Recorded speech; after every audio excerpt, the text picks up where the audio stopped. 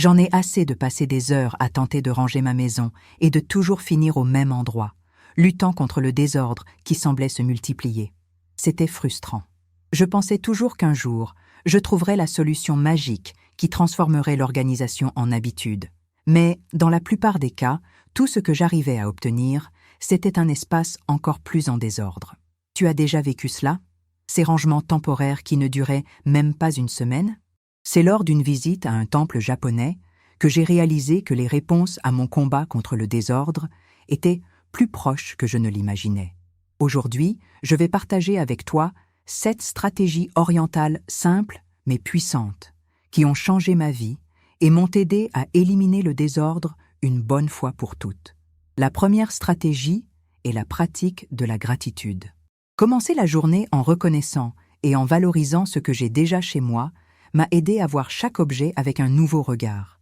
Au lieu de considérer les choses comme un fardeau, j'ai appris à apprécier l'espace qu'elles occupent et l'histoire qu'elles racontent. Cela a apporté une nouvelle perspective sur ce qui vaut réellement la peine d'être conservé. As-tu déjà réfléchi à combien d'objets tu possèdes seulement par obligation? La gratitude transforme ta relation avec ce que tu as déjà. La deuxième stratégie est l'élimination consciente. Plutôt que de simplement organiser, j'ai appris à me détacher. Chaque fois que je vais ranger une pièce, je consacre quelques minutes à questionner l'utilité de chaque objet. Je me demande, cet objet m'est-il encore utile? M'apporte-t-il de la joie ou ne fait-il que prendre de la place? Cet exercice simple m'a aidé à distinguer ce qui était vraiment nécessaire de ce qui n'était qu'accumulation. Toi aussi, tu peux faire cela et ressentir la légèreté qui accompagne le fait de te défaire de l'inutile. La troisième stratégie est le concept de chaque chose à sa place. L'organisation ne se limite pas à ranger. Il s'agit de donner à chaque objet un espace spécifique.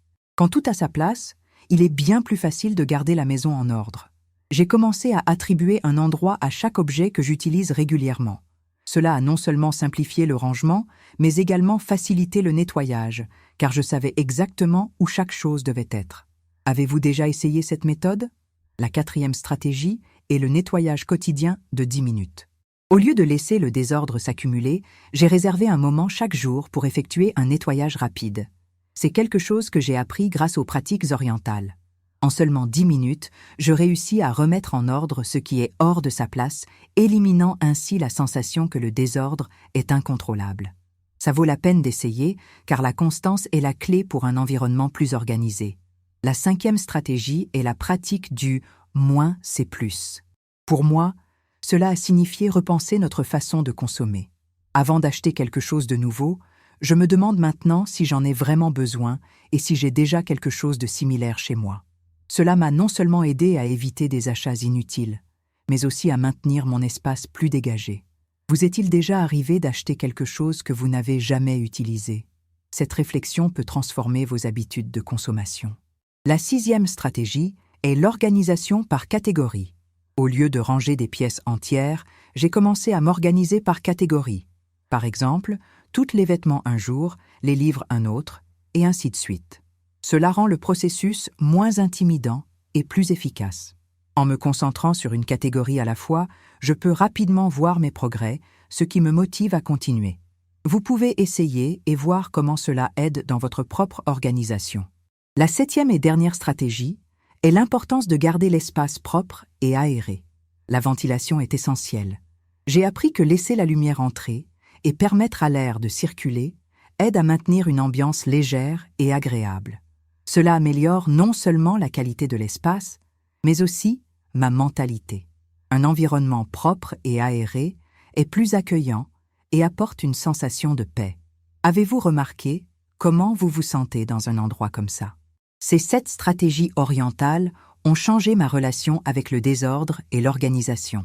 En appliquant chacune d'elles, non seulement j'ai éliminé le désordre une bonne fois pour toutes, mais j'ai également créé un environnement plus harmonieux et agréable.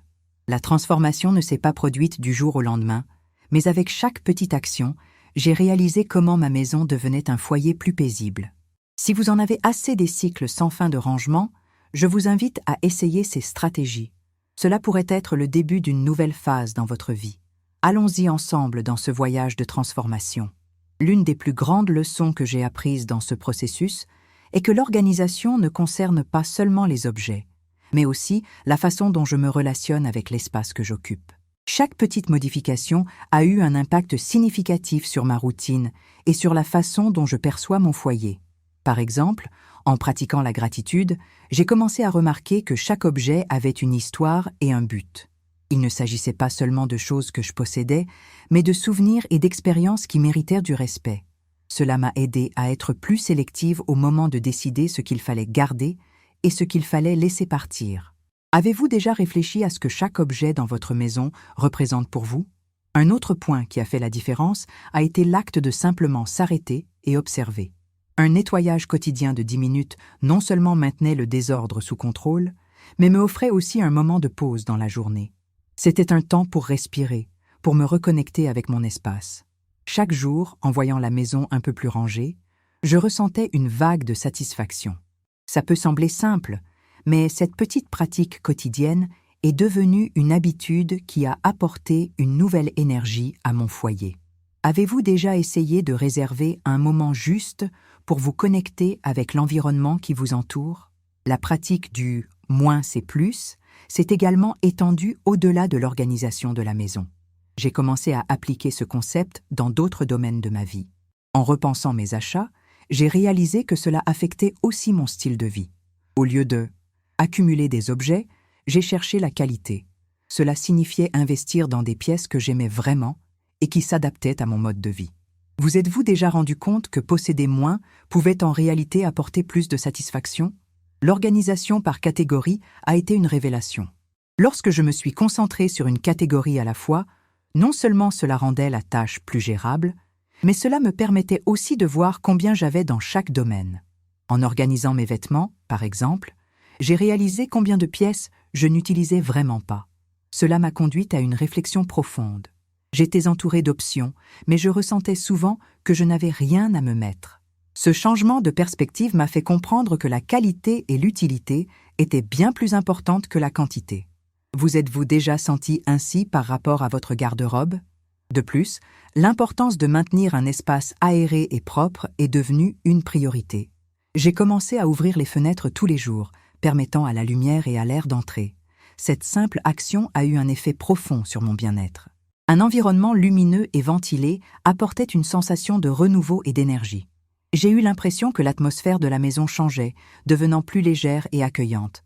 Avez-vous déjà remarqué comment un espace bien éclairé peut influencer votre humeur? La connexion entre organisation et santé mentale est devenue plus évidente. Avec moins de désordre autour de moi, mon esprit s'est également éclairci. Le désordre externe reflétait le désordre interne. Lorsque j'ai commencé à ranger ma maison, j'ai réalisé que je rangeais en fait aussi mes pensées. La sensation d'être en contrôle de mon espace physique s'est traduite par un plus grand contrôle émotionnel. Avez-vous déjà constaté comment l'environnement dans lequel vous vivez peut affecter votre paix intérieure? Avec le temps, ces stratégies sont devenues une partie intégrante de ma routine. Le nettoyage quotidien n'était plus une tâche ennuyeuse, mais un moment de soin de soi. La gratitude pour la simplicité est devenue un mantra. Chaque objet que je conservais. Dans ma maison, il y avait un but, et cela m'a offert une nouvelle appréciation pour la vie quotidienne. L'idée que chaque petit effort compte est devenue un principe directeur. Avez-vous déjà pensé à la manière dont de petits changements peuvent conduire à de grandes transformations? Avec ces leçons en tête, j'ai commencé à inviter des amis à visiter ma maison. Ce qui était auparavant un espace dont j'avais honte est devenu un lieu de rencontre et de joie. L'énergie positive qui remplissait maintenant l'environnement était contagieuse. Chaque visite était une occasion de partager non seulement l'espace, mais l'expérience de transformation. La confiance que j'ai gagnée envers ma maison m'a permis d'ouvrir les portes et le cœur. Avez-vous déjà considéré comment la façon dont vous organisez votre espace peut avoir un impact sur vos relations sociales?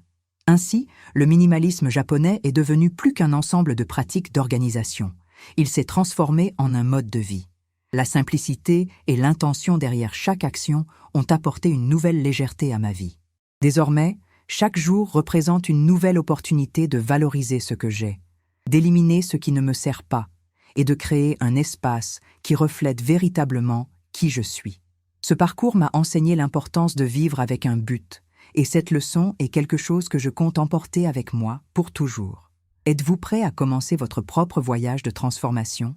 Au fil de ce parcours, j'ai réalisé que le minimalisme japonais ne se limite pas à l'organisation physique, mais également à la manière dont nous choisissons de vivre. Chaque jour est une nouvelle chance de réaffirmer nos valeurs et priorités. Par exemple, en éliminant le désordre, non seulement j'ai libéré de l'espace physique, mais j'ai aussi créé un environnement qui favorise la clarté mentale. Cette nouvelle perspective m'a aidé à donner la priorité à ce qui compte réellement, que ce soit au quotidien ou dans les choix à long terme. Avez-vous déjà pris le temps de réfléchir à la façon dont votre manière de vivre peut refléter vos véritables priorités? La pratique de maintenir un espace aéré et lumineux est devenue une véritable thérapie pour moi. J'ai commencé à ouvrir les fenêtres dès le matin, permettant à la lumière naturelle d'entrer et de commencer la journée avec une sensation de renouveau. Cet acte simple a apporté une nouvelle énergie dans chaque pièce, et j'ai réalisé que la lumière n'illumine pas seulement, mais élève aussi l'esprit. Avec un environnement plus clair, ma productivité a augmenté et les petites tâches quotidiennes ont commencé à devenir plus agréables. Avez-vous déjà remarqué comment une journée ensoleillée peut changer votre disposition? Un autre aspect important qui est apparu dans mon parcours est la connexion avec la nature. J'ai commencé à incorporer des plantes dans la décoration de ma maison. Elles n'apportent pas seulement de la vie à l'espace, mais purifient également l'air et créent une sensation de tranquillité. Prendre soin des plantes est devenu une pratique de soin de soi, un moment où je me déconnecte des préoccupations quotidiennes et me concentre sur le présent. Cette connexion avec la nature m'a fait réaliser à quel point un environnement plus naturel et organique peut influencer positivement ma santé mentale et mon bien-être. Avez-vous déjà envisagé comment les plantes peuvent transformer votre espace et votre esprit?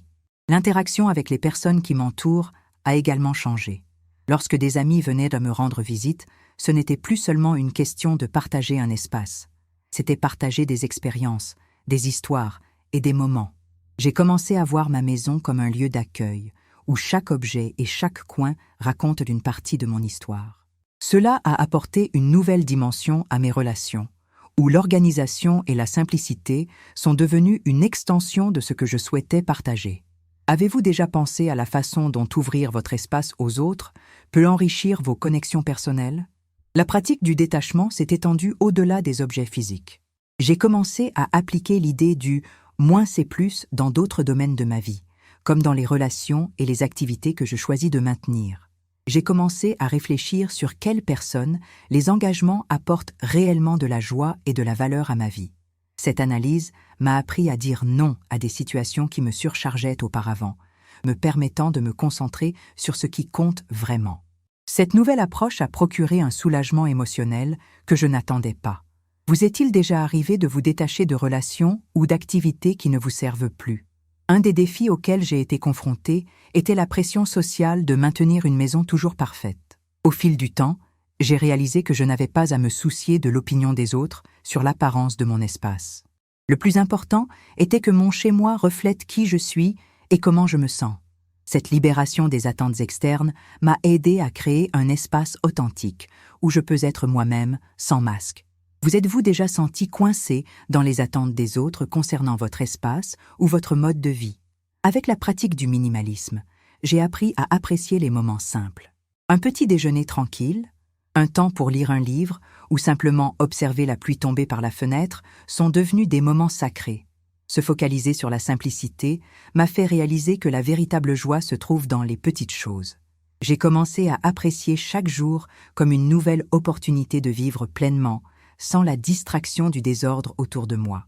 Vous êtes-vous déjà arrêté pour profiter d'un moment simple et percevoir la beauté qu'il apporte? La routine de nettoyage quotidienne de 10 minutes s'est transformée en un rituel de soins personnels. C'était un temps que je me consacrais, où je pouvais respirer et me reconnecter avec l'espace que j'occupais. En regardant ma maison, je réalise maintenant à quel point chaque petit effort compte. La sensation de voir un environnement propre et organisé m'a apporté une satisfaction que je n'avais jamais ressentie auparavant. Cette petite pratique quotidienne est devenue un moment de gratitude, où je reconnais à quel point chaque détail est important. Avez-vous déjà réfléchi à la façon dont de petites pratiques de soins personnels peuvent enrichir votre vie? De plus, L'influence du minimalisme dans ma vie quotidienne s'est étendue à ma façon de m'habiller. En repensant ma garde-robe, j'ai commencé à choisir des pièces qui reflètent vraiment mon style et qui sont polyvalentes. Cela m'a non seulement aidé à éviter le sentiment de ne rien avoir à me mettre, mais cela m'a également apporté une nouvelle confiance. Chaque pièce que je conserve est un choix conscient, et cela se reflète dans la manière dont je me présente au monde. Avez-vous déjà pensé à la manière dont vos vêtements peuvent influencer votre confiance en vous et la façon dont les autres vous perçoivent? Ce parcours de transformation continue à m'enseigner l'importance du détachement et de la simplicité dans tous les aspects de ma vie. Chaque jour est une nouvelle occasion de pratiquer la gratitude, de repenser à ce qui compte vraiment et de créer une importance de vivre de manière intentionnelle.